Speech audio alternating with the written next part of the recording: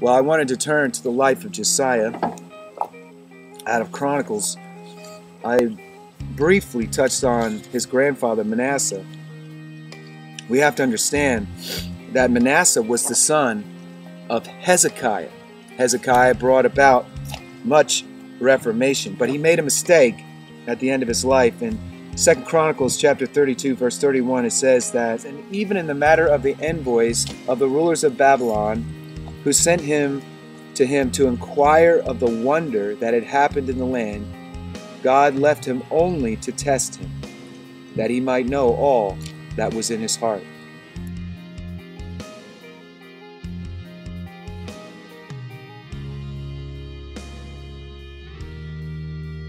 God does things that test you. He's done that since day one, since Adam and Eve.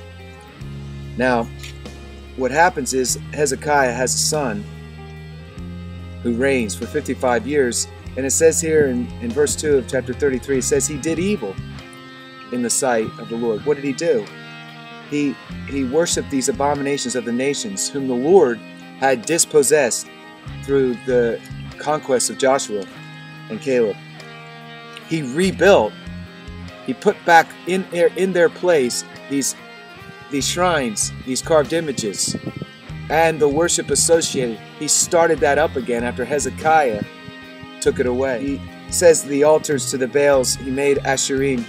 He built altars in the house of God. And what I've been arguing now for in writing and in speaking is that dualism, which is the worship of Baal and God at the same time, he set that forth. He did not take away the worship of Yahweh or Elohim or Adonai.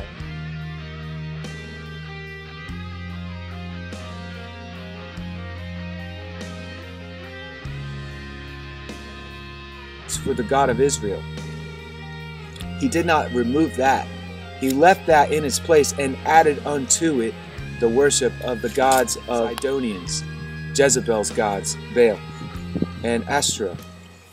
And he set up these images.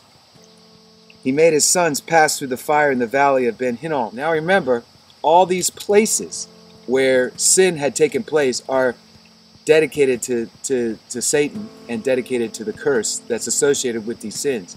These are places that are contended places. And there's other places that God met with Jacob by a well, or met with him with a dream of angels going up and down.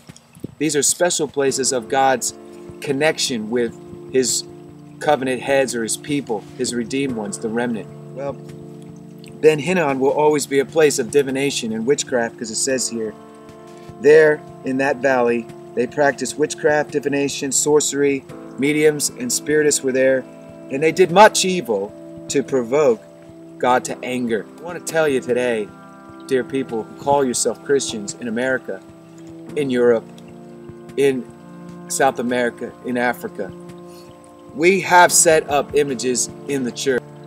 They're people that we worship, they're ministers, they're evangelists, they're people who move in signs and wonders. In this present economy, based on what I'm going to be sharing with you today, we are entering into a new season. And in this season, everything that is a so-called God, or being worshipped by men and women, by God's people, the church of Jesus Christ, will be torn down.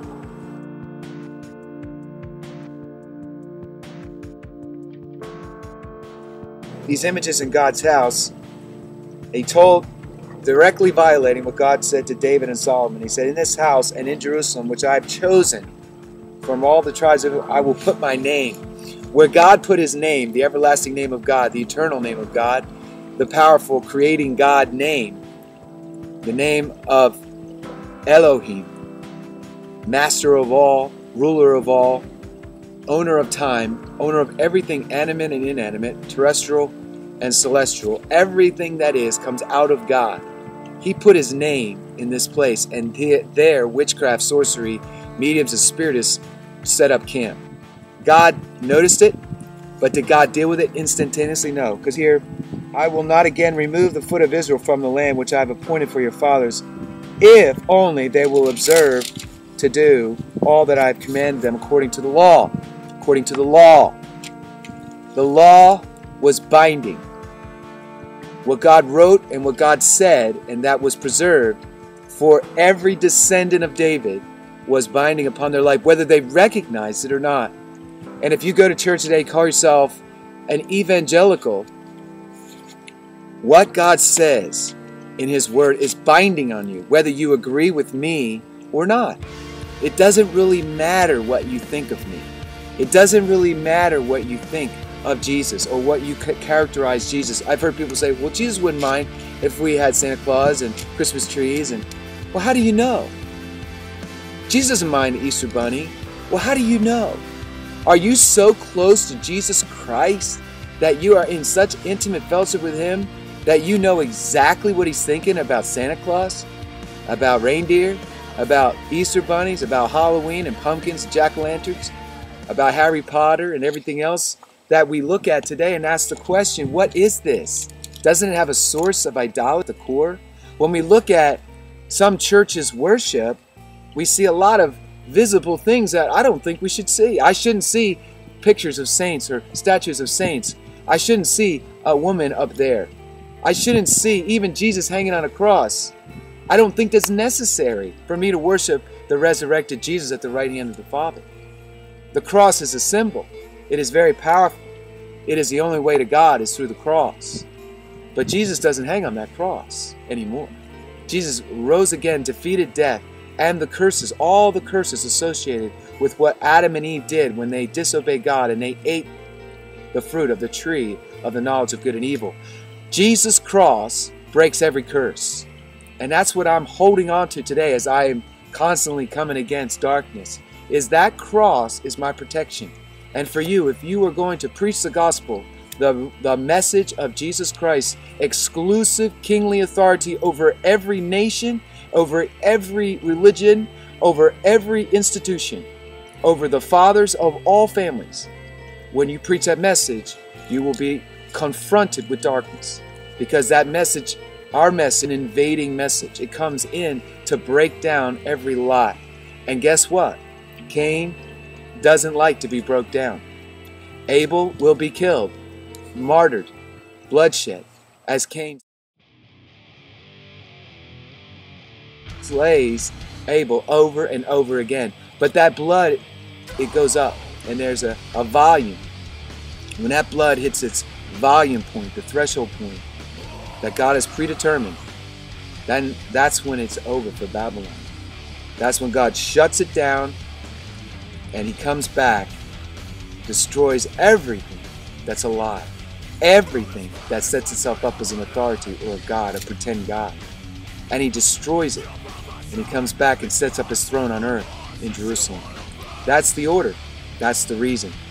That's the way it's going to go down. We don't martyr ourselves as soldiers with a gun to defend a nation. We martyr ourselves in pursuit of God, preaching His word, even into jail cells, even into places of bondage, tyranny, even if we have to hide out in a cave like many of the men of God have had to do down through the ages. Things don't change. There's this war. We're in it. We can't get out. You can't get out of it. I can't get out of it. See, the thing is, we think if we put our head in the sand and we just go na na na na na na na na na na na, we think that we can make it go away.